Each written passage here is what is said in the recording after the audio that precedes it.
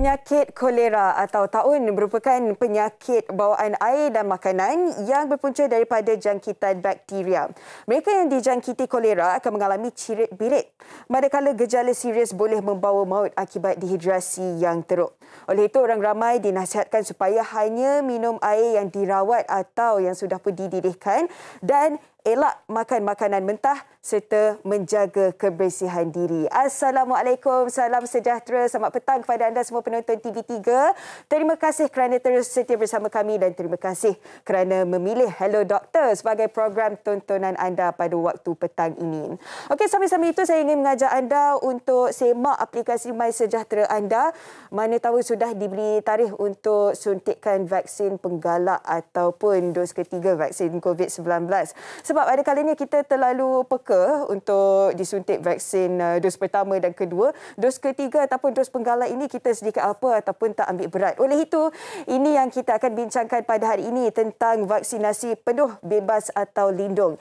Pastinya ada pelbagai persoalan tentang dos penggalak ini. Apa bezanya dengan dos ketiga? Kenapa perlu untuk disuntik dos ketiga ataupun dos penggalak ini? Dan siapa yang sangat perlukan untuk disuntik dos berkenaan? Dan jika anda mempunyai sebarang persoalan, anda boleh komen ataupun tanyakan di ruangan komen di Facebook Hello Doktor TV3. Ataupun anda boleh terus hubungi kami, telefon kami di talian 0377261603. Dan pastinya tetamu-tetamu kita pada hari ini akan membincangkan ataupun memperjelaskan tentang dos penggalak ini dan juga pengalaman-pengalaman daripada tetamu selebriti kita pada hari ini. Baik, sebelum saya kenalkan tetamu kita, ayuh kita saksikan laporan tentang trend vaksinasi di Malaysia. Jom kita saksikan.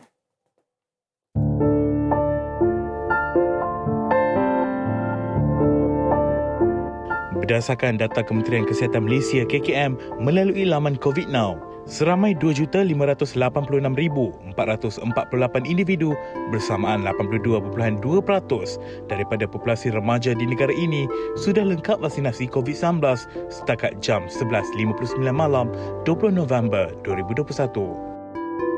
Seramai 2,752,582 individu iaitu 87.5% populasi remaja menerima sekurang-kurangnya satu dos vaksin. Bagi populasi dewasa pula, seramai 22,384,705 bersamaan 95.6% individu lengkap vaksinasi. Manakala kira-kira 97.8% menerima sekurang-kurangnya satu dos vaksin COVID-19. Perkembangan itu menjadikan jumlah kumulatif pemberian vaksin bagi program imunisasi COVID-19 kebangsaan PIK kini meningkat. Orang ramai disarankan agar mengambil dos penggalak agar sama-sama dapat memutuskan rantaian COVID-19.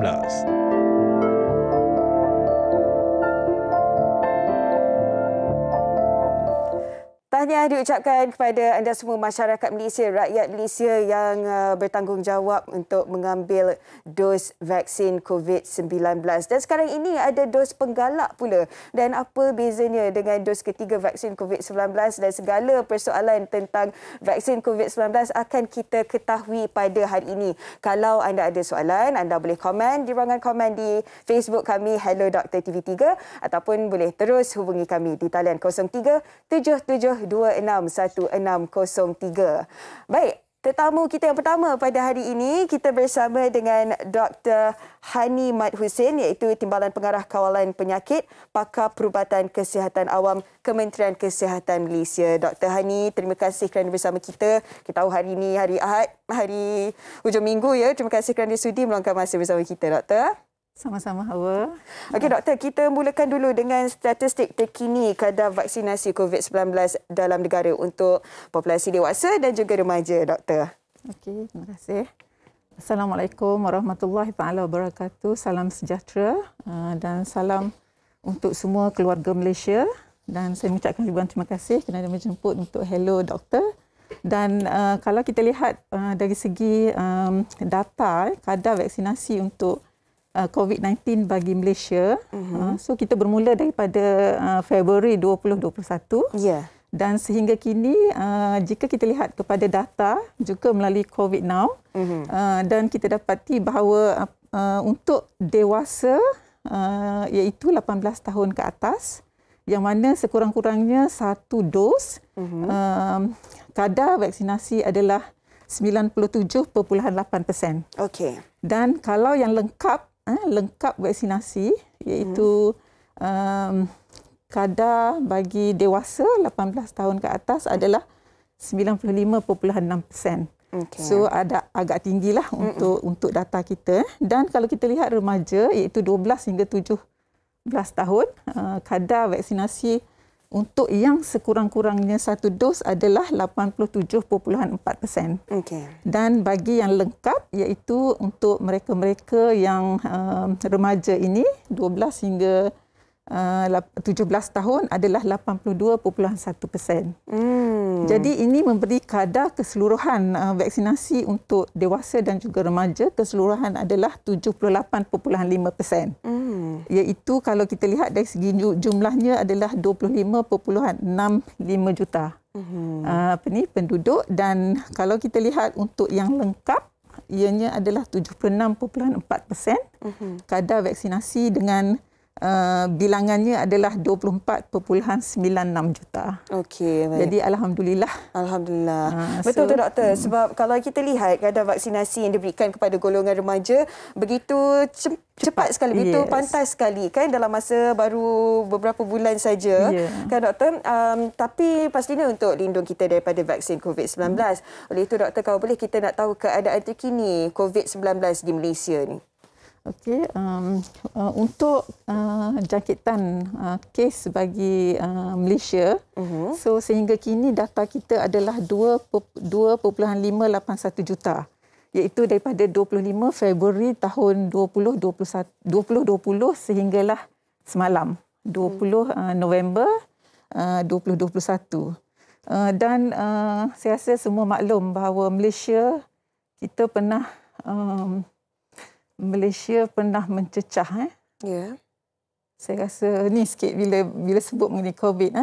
So mencecah 24,000 kes sehari. Betul. Iaitu pada 26 Ogos 2021. So di dalam gelombang ketiga ini memang kes-kes amat tinggi. Dan kita juga sedar bahawa pada September, awal September, kes-kes kita telah menurun. Dan kalau kita lihat 3 Oktober baru-baru ni kes kita telah pergi kepada 4 angka. Dan ini adalah salah satu impak kepada vaksinasi yang telah diberi kepada masyarakat kita di Malaysia lah. So walau bagaimanapun, kalau kita lihat dalam tempoh 14 hari ni, kes kita antara 4,300 sehingga 6,500. Jadi kes harian kita masih tidak stabil. Itulah dia doktor. Sebab bila kita lihat kes naik turunnya dalam tempoh beberapa hari, ketika itu meningkat 4,000, 5,000, 6,000, kemudian dia turun balik kan. Apa yang boleh kita faham tentang perkara ini? Mungkin ada yang bimbang juga dalam kad vaksinasi, kes itu masih turun naik. Macam mana doktor? Kalau kita lihat dari segi ekonomi kita telah buka, rentas daerah negeri juga kita telah benarkan, dan semalam kita ada PRN. So kita tidak salahkan aktiviti-aktiviti yang telah dibuka ini. Betul. Tetapi kita sebagai masyarakat kita perlu tidak lalai kepada SOP. So sebab ini semua akan menghalang kepada peningkatan kes. Kita tidak dijangkiti, orang terdekat kita tidak dijangkiti bila kita jaga SOP, dan kes ataupun kluster tidak akan meningkat.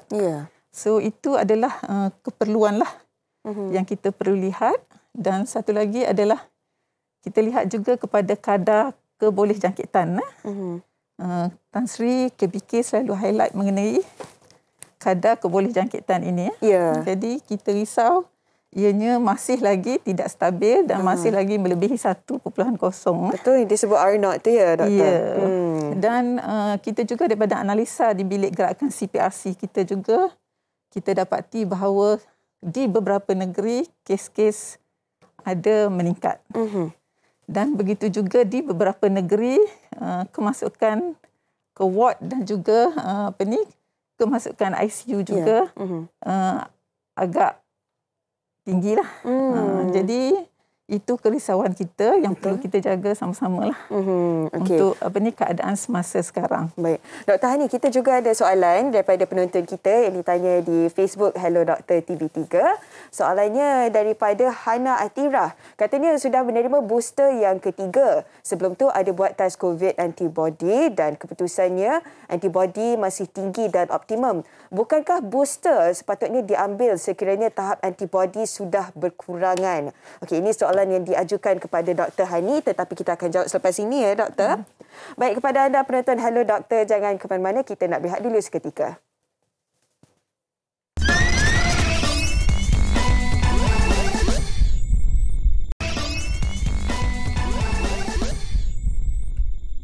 Bertemu kembali di Hello Dr. TV3. Kepada anda yang baru saja menonton, hari ini kita membincangkan tentang vaksinasi lengkap, bebas ataupun lindung. Dan pastinya kalau anda ada soalan tentang dos penggalak ataupun apa-apa jua soalan tentang vaksin COVID-19 ini, anda boleh telefon kami di talian 0377221603 ataupun anda boleh tanya di ruangan komen di Facebook Hello Dr. TV3. Dan kita masih bersama dengan Dr. Hani Mat Hussein, iaitu Timbalan Pengarah Kawalan Penyakit Pakar Perubatan Kesihatan Awam Kementerian Kesihatan Malaysia KKM. Baik doktor, sebelum kita bincangkan dengan lebih lanjut, tadi ada soalan daripada penonton kita di Facebook daripada Hana Atirah tentang sudah menerima booster yang ketiga. Sebelum tu ada buat test COVID antibody dan keputusannya antibody masih tinggi dan optimum. Dan persoalannya, bukankah booster sepatutnya diambil sekiranya tahap antibody sudah berkurangan? Okey doktor, silakan. Okey, terima kasih Hana. Daripada kajian yang telah dijalankan di luar negara dan juga di Malaysia, kita dapati bahawa antibody untuk vaksin COVID ini ianya tidak bertahan lama lah. So ianya bergantung kepada badan kita, bergantung kepada sistem imuniti kita, dan sebaik-baiknya kita mendapatkan dos penggalak ini sebelum paras antibody kita memang turun. Sebab daripada kajian memang kadar antibody di dalam tubuh badan kita akan turun dalam tempoh masa yang tertentulah. So memang digalakkan, amat-amat digalakkan untuk kita mengambil dos menggalak ini sebelum antibody kita memang turun dengan ketara lah. Okay. So dengan ini ianya dapat mengelakkan daripada kita mendapat jangkitan dan juga mendapat jangkitan yang serius. Okey, doktor, kita juga ada pemanggil Adam dari Ceras. Hello Adam. Hello. Okey Adam. Assalamualaikum. Waalaikumsalam. Okey, saya ada satu soalan berkenaan dengan dos penggalak ni lah. Ya. Okey, saya ada masa untuk first dose dengan second dose, saya dapat Sinovac. So untuk dapatkan yang the booster punya, adakah boleh untuk buat untuk ambil Sinovac juga? Oh, okey. Maksudnya boleh ambil vaksin yang sama lagi ataupun tidak ya Adam? Ya. Yeah. Okey, baik. Ada lagi ke itu saja? Itu saja saya nak tanya. Okey, terima kasih Adam. Sama-sama. Okey, doktor, bagaimana dos pertama, kedua, Sinovac, dos ketiga pula? Untuk makluman, buat masa sekarang, dos penggalak yang kita beri kepada semua masyarakat adalah Pfizer. Okey. So, untuk Sinovac ini ianya dalam perbincangan dan mungkin dalam masa terdekat kita dapat info lah mengenai penggunaan dos penggalak bagi SSS ni. Okey. Kita masih menantikan keputusannya ya, doktor. Okey, doktor. Mungkin ada dalam kalangan mereka masih lagi bimbang tentang risiko COVID-19 ini ataupun bimbang juga untuk disuntik vaksin COVID-19. Kalau boleh doktor kongsikan sebenarnya kenapa kita perlunya disuntik vaksin COVID-19 ni dan bagaimana ia mampu mengurangkan jangkitan COVID-19, bukannya betul-betul melindungi daripada vaksin ini. Okey, untuk pengambilan vaksin, bukan saja vaksin untuk COVID-19, vaksin lain-lain juga adalah sama. Kita ingin meningkatkan sistem imuniti di dalam badan kita. Bila pengambilan vaksin dibuat, ini bermakna kita telah merangsang sistem imuniti dalam tubuh badan kita untuk membentuk antibody.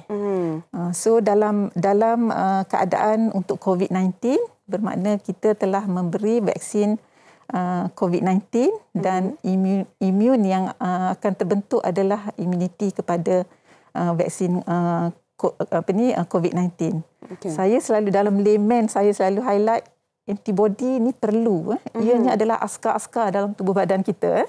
Kalau bahasa layman lah, askar-askar di dalam tubuh badan kita yang perlu untuk melawan. Jika kata jangkitan COVID, transmisi virus ke dalam tubuh badan kita, kita telah ada askar yang khusus untuk melawan COVID-19. Jadi ini penting untuk kita dapatkan vaksin supaya ianya lebih kurang sama dengan orang yang mendapat jangkitan. Bila dapat jangkitan, ianya akan develop antibody.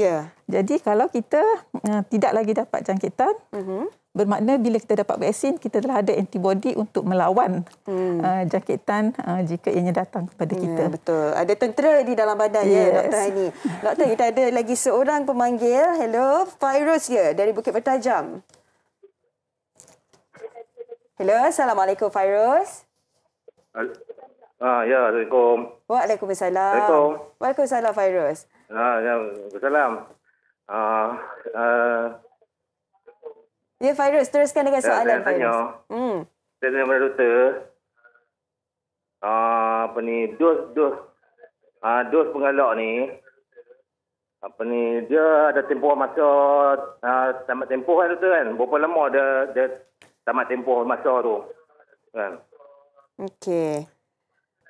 Okey, Fairuz, itu saja ya.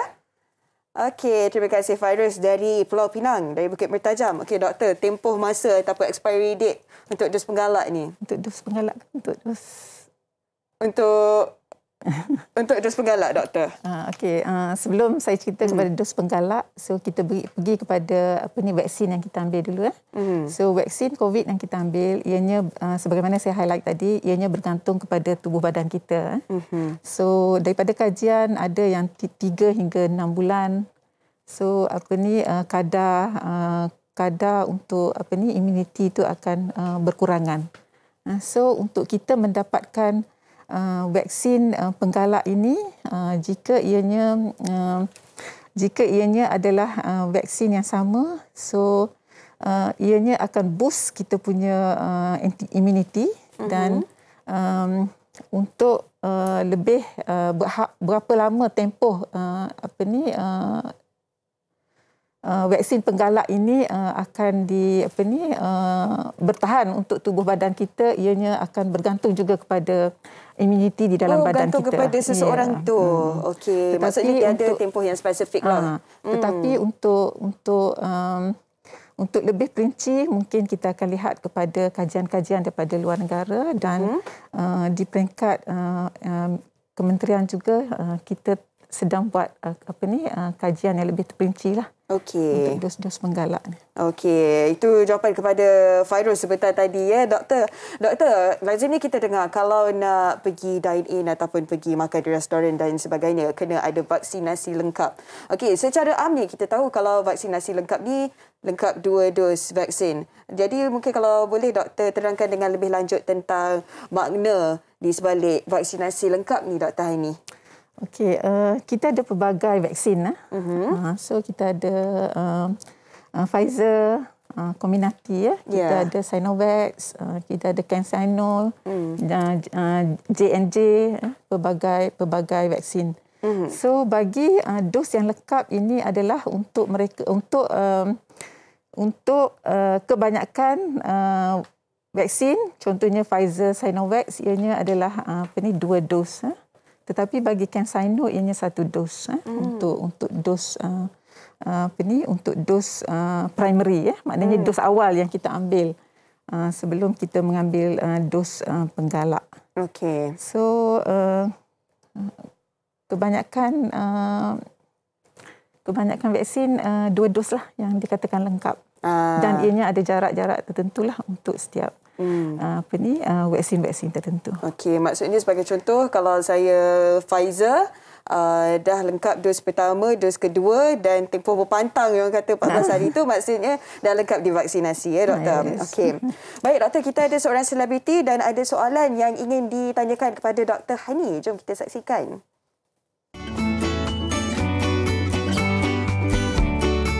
Hello doktor, saya Islam. Saya nak tanya doktor, sekarang ni kalau kita tengok ramai yang dah mula ambil dos ketiga vaksin penggalak. Jadi, apakah kesan kepada mereka yang tak ambil? Adakah vaksin dos ketiga ni memang wajib kena ambil ataupun terpulang pada individu? Nak ambil boleh, tak ambil pun boleh.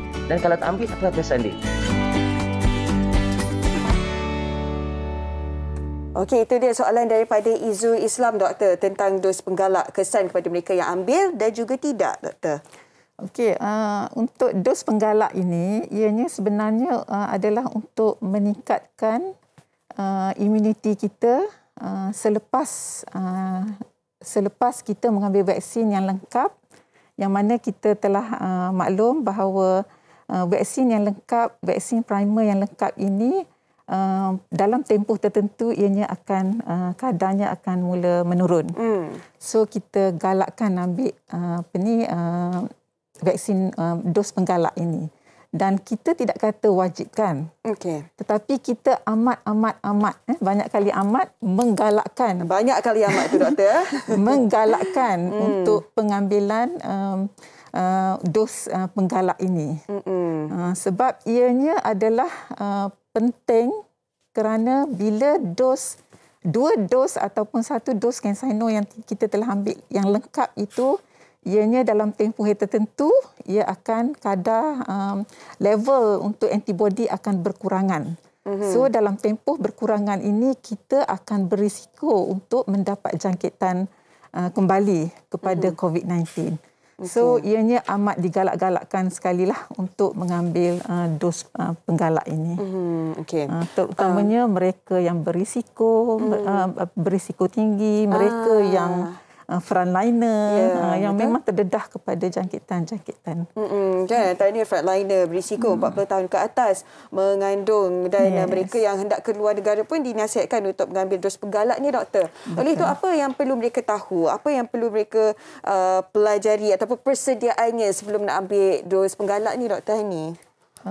Sebelum buat masa sekarang untuk Kementerian Kesihatan kita telah kenal pasti mereka-mereka yang telah mengambil dos lengkap. Jadi mereka akan dibuat mereka akan dipanggil melalui MySejahtera untuk mendapatkan dos penggalak ini. So sebagaimana semua maklum, sebelum mengambil suntikan dos penggalak ni kita perlu mengambil langkah-langkah sebagaimana kita mengambil dos yang primary dululah. Sama saja. Sama saja. So walau bagaimanapun kita kena pastikanlah kita sihat, kita mempunyai cukup tidur dan kita pastikan semua kelengkapan, contohnya MySejahtera kita telah update untuk kita memastikan bahawa kita mendapat temujanji di tempat yang betul, mengambil vaksin yang di lokasi yang betul. Okey, maksudnya doktor pastikan imun sistem diri sendiri kuat, cukup tidur, cukup makan dahulu, barulah bersedia untuk dos penggalak ya doktor. Dan macam-macam lagi yang ingin kita tahu tentang topik kita pada hari ini, segalanya mengenai vaksin. Tapi kita nak berehat dulu seketika, kembali lagi selepas ini di Hello Doktor.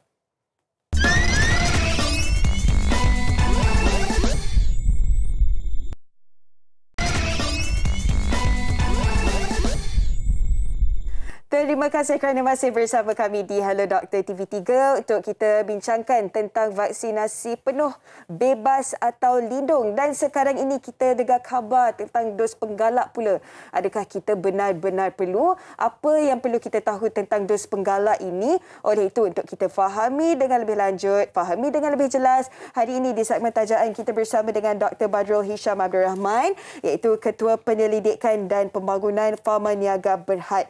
Dr. Badrul, terima kasih kerana bersama kita hari ini. Ya. Terima kasih. Assalamualaikum. Waalaikumsalam. Okey, Doktor.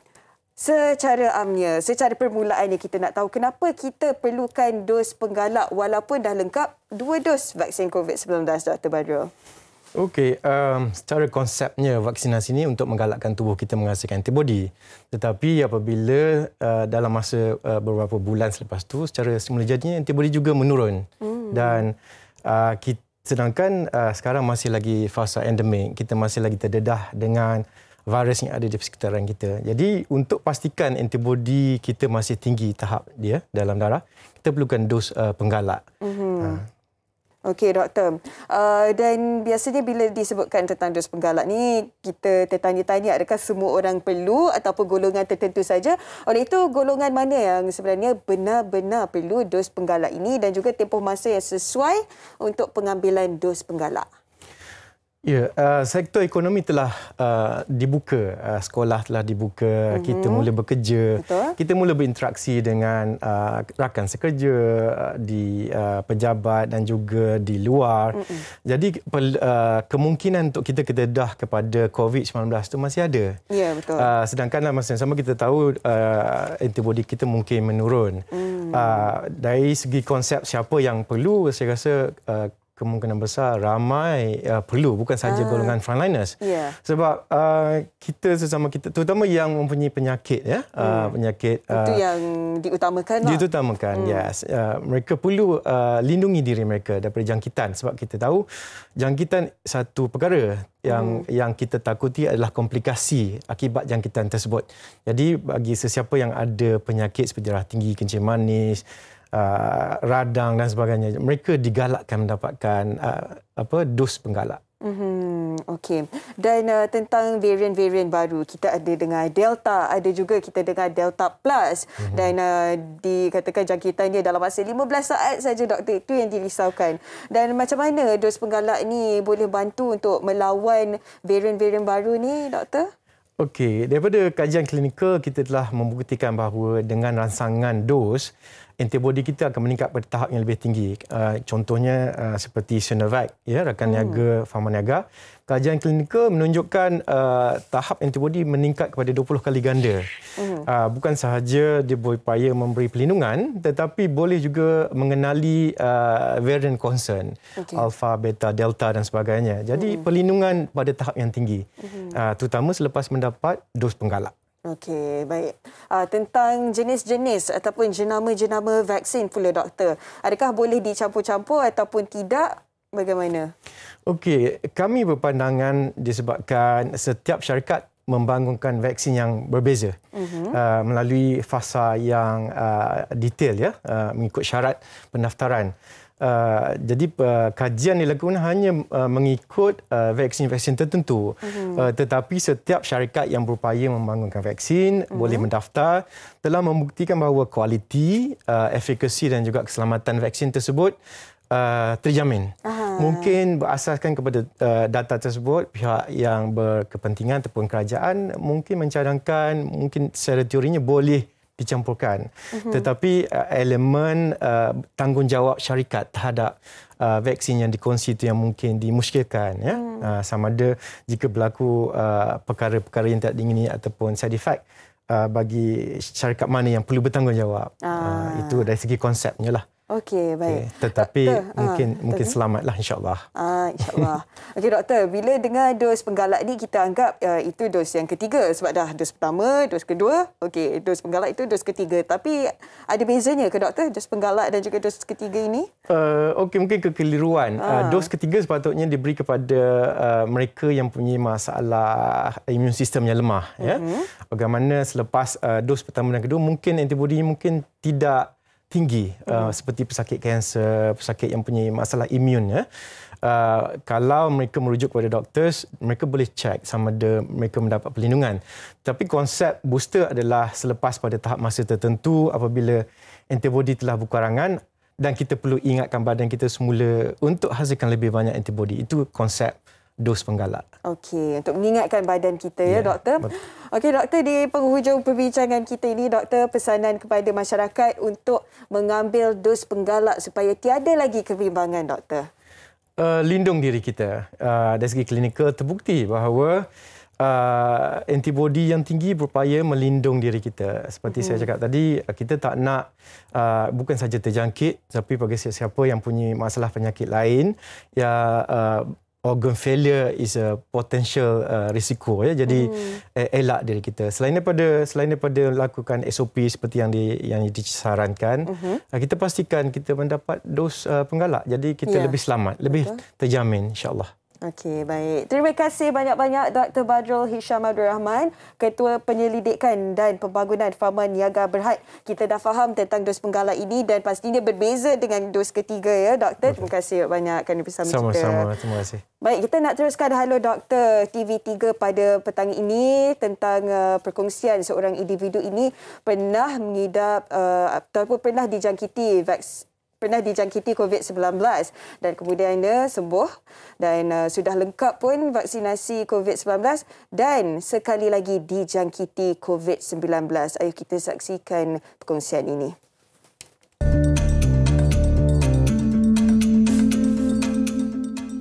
Sebuah rumah penjagaan ataupun rumah perlindungan di Jalan Kukumbat ini telah pun disita oleh pihak JKM. Kes kematian pegawai Kadet Laut Universiti Pertahanan Nasional Malaysia, Zulfahad Osman Zulkarnain, menemui titik notah apabila 6 tertuduh utama yang menekap Steady Kawak sebanyak 90 kali ke atas badan mangsa sehingga maut. Saya Tuan Muhammad Izami bin Muhammad Hashim dan berusia 32 tahun. Saya bertugas sebagai seorang wartawan jenayah dan juga penyiasatan dan menjadi tanggungjawab kami yang mencabar untuk bertugas ketika musim COVID-19 dalam menyampaikan maklumat terkini kepada masyarakat. Dan pada akhir Mei lalu, ketika kes COVID sedang tinggi, saya antara yang disahkan positif dan begitupun saya tidak mengalami sebarang gejala. Dan 2 hari selepas disahkan positif, saya mengalami demam panas, hilang diri, bau dan rasa. Dan saya diarahkan untuk menjalani kuarantin selama 10 hari di MAEPS. Alhamdulillah, ketika di MAEPS, saya telah kembali pulih setelah mendapat rawatan dan juga penjagaan rapi oleh pihak kesihatan di MAEPS. 3 minggu selepas keluar daripada MAEPS, saya telah diberikan suntikan vaksin dos pertama diikuti dengan dos kedua 2 minggu selepas itu. Alhamdulillah, tiada kesan sampingan yang saya alami ketika diberikan vaksin. Namun, pada minggu lalu, saya telah disahkan sekali lagi mengidap COVID-19 apabila selesai menjalankan tugas di Johor Bahru, Johor. Untuk kali ini, saya juga tidak mengalami sebarang gejala dan hanya sesama, namun ia kembali pulih setelah saya makan ubat. Namun apa yang saya boleh katakan, gejala dan simptom yang saya alami ketika ini tidak seteruk yang saya alami pada Mei lalu. Saya kini menjalani proses kuarantin di rumah selama seminggu dan akan berakhir pada 22 November depan. Saya berharap agar kesihatan saya pulih sepenuhnya dan dapat menjalani kehidupan seperti sebelum ini. Walaupun pelbagai sektor dan juga SOP telah pun dilonggarkan pada ketika ini, khususnya seperti merentas negeri untuk pergi bercuti dan juga bertemu sanak saudara, namun perlu diingatkan bahawa peperangan untuk memerangi COVID-19 masih belum selesai. Pelbagai varian telah terhasil yang boleh mengancam nyawa kita. Sentiasa patuhi SOP, khususnya dalam menjaga kebersihan diri, dan sekiranya anda mengalami sebarang simptom ataupun gejala, segeralah ke klinik ataupun hospital berdekatan untuk menjalani swab test agar ia dapat dicegah sebelum terlambat. Itu dia perkongsian daripada rakan sekerja di TV3 iaitu Tun Hizami yang merupakan wartawan di 999 ni kan. Dan kita doakan semoga Tun sentiasa dilindungi daripada apa jua penyakit insya-Allah. Baik, kita masih bersama dengan Dr. Haini Mat Hussein, Timbalan Pengarah Kawalan Penyakit, Pakar Perubatan Kesihatan Awam Kementerian Kesihatan Malaysia. Okey doktor, apabila kita lihat perkongsian Tun sebentar tadi kan, dah pernah positif COVID-19, dah lengkap vaksinasi dan masih lagi dijangkiti virus COVID-19 dan kita tak nak masyarakat bimbang kan. Kalau boleh doktor kongsikan kenapa ini boleh berlaku walaupun dah lengkap vaksinasi. Okey, untuk makluman lah. Jadi keberkesanan vaksin, keberkesanan dari segi jangkitan ini telah dibuktikan lah oleh vaksin. vaksin yang telah diambil, yang mana kajian yang telah dijalankan oleh Institut Penyelidikan Klinikal NIH kita di Malaysia, yang mana melalui real world evaluation of COVID-19 vaksin. Di sini kajian ini menunjukkan bahawa keberkesanannya mengurangkan risiko jangkitan dalam 88%. Okey. Mengurangkan jangkitan untuk bergejala 86%. Dan mengurangkan kemasukan ke ICU 83% dan mengurangkan risiko kematian 88%. So ini bermakna walaupun kita telah mengambil vaksin, tetapi jangkitan yang kita hadapi, na'udzubillah kalau boleh, jangkitannya adalah lebih ringan. Ada ketikanya jangkitan itu buat swab positif, tapi tak ada simptom ataupun hanya dengan kategori 1 ataupun kategori 2A. Yang tidak bergejala. Yang tidak bergejala ataupun mild, maknanya ringan, gejala yang ringan. So, vaksin ini dapat mengurangkan gejala, dapat mengurangkan kemasukan ke ICU, dapat mengurangkan juga kematian. Ini telah terbukti oleh kajian-kajian yang telah dilaksanakan juga di Malaysia. Okey, baik. Terima kasih, Doktor. Okey, kita ada seorang lagi tetamu, seorang selebriti. Kalau saya tak kenalkan pun tak apa. Kalau anda tengok visual pun anda dah kenal. Kita bersama dengan Sasha Saidin yang difahamkan sekarang ini berada di Dubai, Sasha. Ya, betul. Apa khabar orang di Malaysia? Alhamdulillah. Okey, Sasha. Difahamkan Sasha sebenarnya dah lengkap vaksinasi. Kalau kat sini 2 dos. Sasha dah 4 dos vaksin COVID-19 ya? Ya, betul. Jadi perjalanan vaksin saya bersama suami, kami antara one of the first batch di UAE pun untuk ambil vaksin waktu tu pada bulan Disember 2020. Kami ambil Sinopharm dan pada bulan Januari kami ambil second dose Sinopharm. Dan kerajaan di sini mereka memberi saranan kepada resident penduduk di sini, siapa yang dah Sinopharm 6 months selepas dos pertama dan kedua dah boleh ambil booster shot. Jadi saya dan suami ambil booster shot Sinopharm pada bulan Ogos, first dose, bulan September second dose Pfizer. Okey. Bila nak ambil booster shot ataupun dos penggalak tu, Sasha, adakah atas pilihan sendiri ataupun diwajibkan di sana? Sebenarnya encourage to take, tapi sebenarnya like I said, kami pun antara first batch, saya dan suami first batch untuk ambil Sinopharm pun pada bulan Disember. Kerana di sini Sinopharm kerajaan UAE bersama kerajaan China or the company that produce Sinopharm telah bekerjasama untuk membuat Sinopharm di sini dan juga untuk membuat clinical trials di sini. So sebelum kami ambil pada bulan Disember, mereka dah buat clinical trials I think since August, September. So bila kami tengok the clinical trials tu, dia punya percentage tu okay. I mean no bad effects ke side effects ke apa ke, kami decided to terus ambil vaksin. Okey. Pastinya setiap daripada kita akan ambil masa sikit untuk kita nak yakinkan diri kita untuk disuntik vaksin ni kan. Okey, Sasha, adakah selepas lihat tiada kesan sampingan yang teruk lepas dah disuntik kali pertama, kali kedua, adakah itu yang buatkan Sasha rasa okey teruskan dengan dos penggalak lagi, Sasha? Okey, bagi kami selepas ambil vaksin first Sinopharm first dose, second dose, alhamdulillah tak ada any side effect. Dan kami we felt okay, we felt fine. Dan kami kenal beberapa kenalan di UAE dan juga di Malaysia yang telah mendapat COVID. And bila kita dengar cerita-cerita, mereka ceritalah tentang when they had COVID, memang is no joke. Memang sangat. So kami pun ada dalam keluarga kami ada banyak juga yang doktor. So kami minta nasihat mereka, honest opinion daripada mereka juga. And bila kita buat kita research dan kita tengok it should be safe, insyaAllah. Of course, nothing is 100%. Even the efficacy untuk Pfizer is, I believe, 95.6%. So, kita kena bertawakal juga in a way. Dan kita, because in my family pun, kita selalu every year ambil influenza shot, flu shot every year. So, ambil vaksin ni for us is not something that is new and yang penting kita nak sihat. Betul. InsyaAllah. Okey, Sasha, saya pasti masyarakat Malaysia nak tahulah bagaimana keadaan di Dubai di sana. Bagaimana norma baru di sana, Sasha, dengan adanya pandemik ini? Okay, Alhamdulillah. I think, like I said, because kerajaan UAE telah bekerjasama dengan the Chinese company ni untuk to do Sinopharm. So waktu kami pergi tu, kami when we were the first batch, kami lihat banyak pekerja-pekerja buruh, pekerja kilang. That's the first orang yang diorang target untuk ambil Sinopharm ni. So I think that it help dengan the economy. So the economy recovered really fast. And Dubai ni sebenarnya diorang tak pernah tutup borders. Memang turis boleh keluar masuk. In fact sekarang ni tak perlu quarantine kalau datang ke Dubai. Okay. And I'm sure you know sekarang ni Dubai pun is the host untuk World Expo 2020 yang 182 countries yang participate.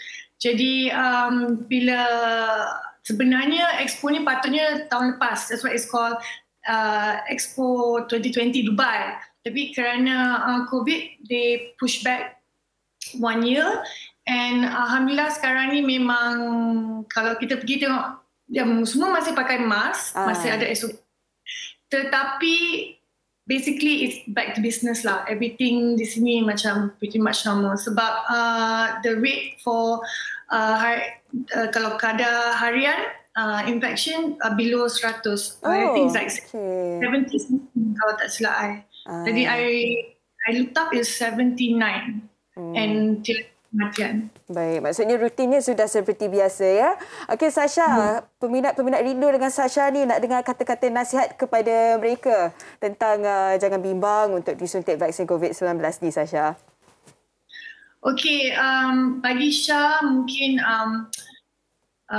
Syah mewakili diri Syah dan suami kami dan keluarga kami memang sarankanlah sebenarnya kita sarankan untuk ambil vaksin first dose and second dose untuk mencapai herd immunity. So Alhamdulillah rasanya Malaysia pun dah mencapai herd immunity, so congratulations.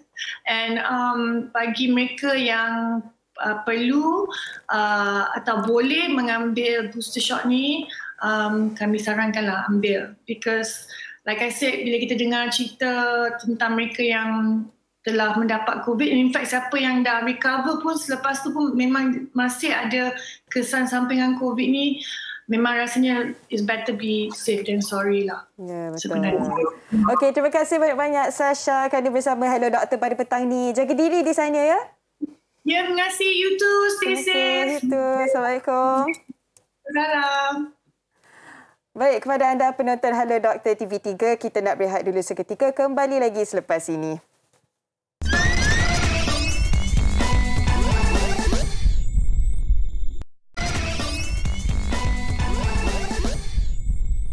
Kembali bersama kami di Hello Doktor TV3 sama-sama untuk kita pelajari tentang vaksin COVID-19 ini dan juga peranan kita semua untuk betul-betul melindungi kita daripada virus COVID-19 supaya dapat menjalani kehidupan seharian seperti biasa.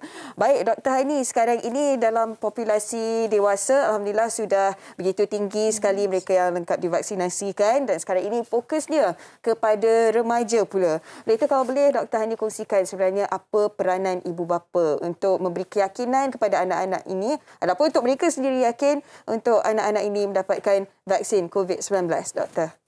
Okay, untuk pesanan kepada ibu bapa lah, sebab sekarang ni sekolah telah dibuka kepada kumpulan-kumpulan tertentu dan sekolah akan dibuka, lambat laun akan dibuka untuk semua.